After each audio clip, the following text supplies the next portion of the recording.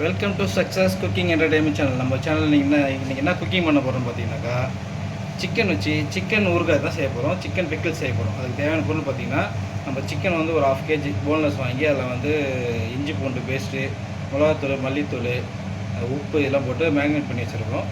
இல்லை பூண்டு வந்து பார்த்திங்கன்னா ஒரு 2 பூண்டு உரிச்சு பொடிசாக நறுக்கி வச்சுருக்கோம். கருவேப்பிலை ஓகேங்களா. அடுத்து ஜீரகம், மல்லி, வெந்தயம், கடுகு. வாங்க எப்படி செய்யலான்றதை பார்க்கலாம். கடாயை வச்சுட்டோம். கடாயில் வந்து பார்த்திங்கன்னா 3 ஏலக்காய், 4 கிராம்பு, கொஞ்சோண்டு பட்டை ஓகேங்களா போட்டுக்கிறோம். அது கூட வந்து பார்த்திங்கன்னா கொஞ்சோண்டு 2 ஸ்பூன் ஜீரகம் போட்டுக்கிறோம். கொஞ்சமாக மல்லி போட்டுக்கிறோம்.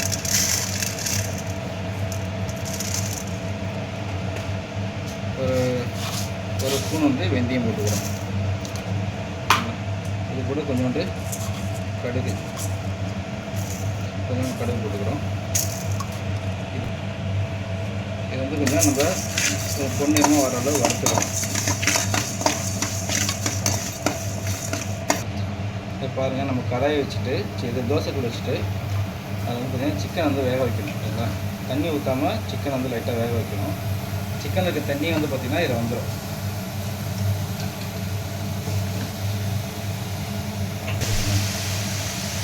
பாருங்கள், நல்லா வந்து சிக்கன் வந்து ஓரளவு தண்ணிலாம் வந்து சிக்கனில் இருக்க தண்ணி ஃபுல்லாக ட்ரை ஆகிடுச்சு. இல்லை அப்படி இதை நம்ம தாலி போட்டுக்கலாம். எண்ணெய் பாருங்கள், நம்ம வந்து சிக்கன் வந்து வேக வச்சு எடுத்துட்டோம். இப்போ வந்து பார்த்திங்கன்னா நான் வந்து கடலெண்ணெய் யூஸ் பண்ணுறேன் ஓகேங்களா. நல்லெண்ணெய் வந்து எனக்கு ஒத்துக்காது, அதனால் வந்து கடலெண்ணெய் யூஸ் பண்ணுறேன். ஒத்துக்காதில்ல, அது கொஞ்சம் சிக்கனுக்கு வந்து கொஞ்சம் ஒரு மாதிரி இருக்கும். எண்ணெய் கடுகு போடுறோம் ஓகேங்களா. நம்ம தாளிப்பு கடுகு போடுறோம். கொஞ்சமாக வெந்தயம் போடுறோம்.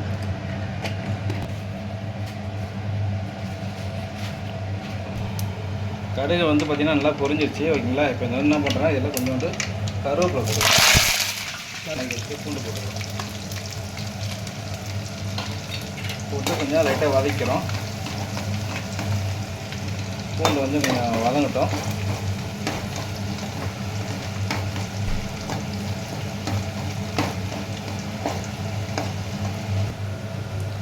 தூக்கி ஸ்டாப்பில் காட்டு. பாருங்கள், வந்து பூண்டு வதங்கிடுச்சு. இதில் வந்து நம்ம பொரிச்சு வச்சுருக்க சிக்கன் போட்டுக்கலாம்.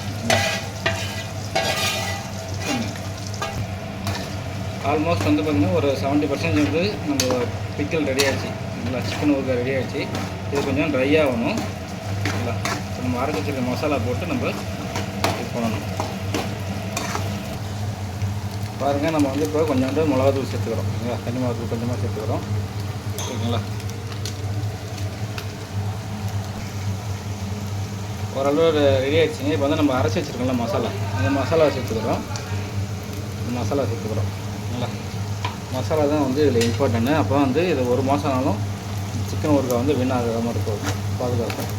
ஃபைனலாக வந்து பார்த்திங்கன்னா ஒரு லெமன் புழிஞ்சு ஊற்றிட்டு நம்ம நிப்பாட்டிக்கிறோம் ஓகேங்களா. லெமன் வந்து இல்லைனாக்கா நம்ம வினிகர் ஊற்றிக்கலாம்.